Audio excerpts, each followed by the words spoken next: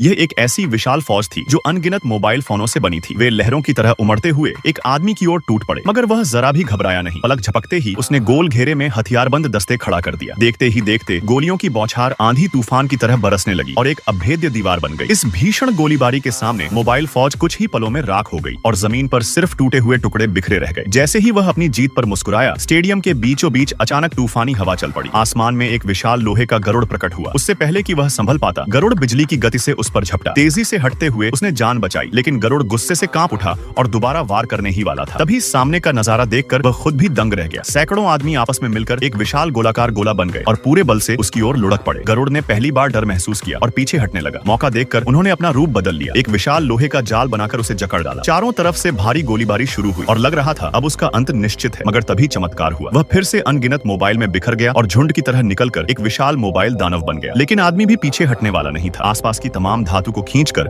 उसने खुद को एक लोहे के विराट दैत्य में बदल लिया। पूरा फुटबॉल स्टेडियम, जिसमें लाखों की भीड़ समा सकती थी, अब दो दैत्यों की जंग का अखाड़ा बन चुका था। शुरुआत में वह अपनी फुर्ती से बढ़त बना गया, मगर जल्द ही मोबाइल दैत्य ने उसकी कमजोरी पहचान ली और सीधे उसके दिल पर वार कर दिया। मौत सामने खड़ी थी। तभी उसने आखिरी दम लगाकर छलांग मारी और सीधे दुश्मन के शरीर में घुस गया। कुछ ही क्षणों बाद एक भयानक धमाका हुआ और मोबाइल दैत्य टुकड़ों में बिखर गया।